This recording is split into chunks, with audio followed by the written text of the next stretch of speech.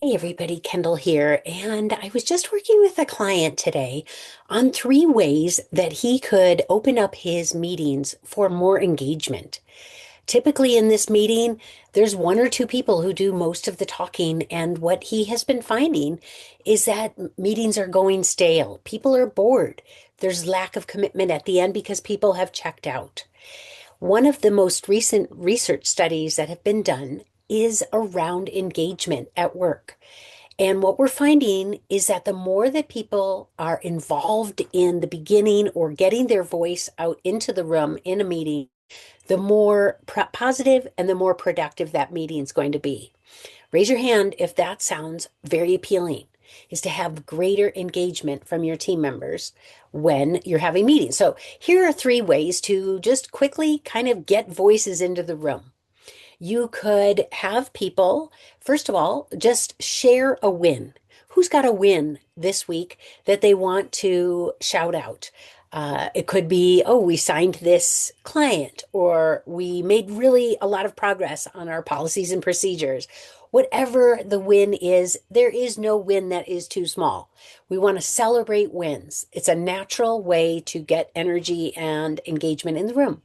You could even, after the wins, you could say, if it's in person, you could say, high five your neighbor or give some love in the chat for this person who shared.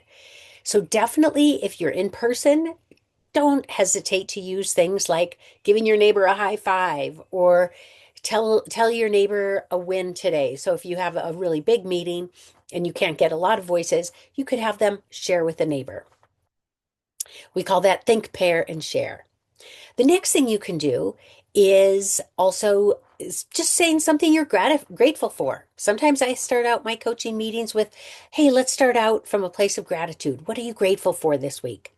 It's a really easy, but a really nice way to get to know and kind of an icebreaker way of getting to know people on your team. Most likely, they're going to choose something that is personal and that we want more of. And then lastly is a brag. So you could say, who's got a brag this week of somebody who demonstrated our core behaviors or one of our core values? Now, this is really good because most people have no problem talking about other people. It's usually they have more of a difficulty talking about themselves.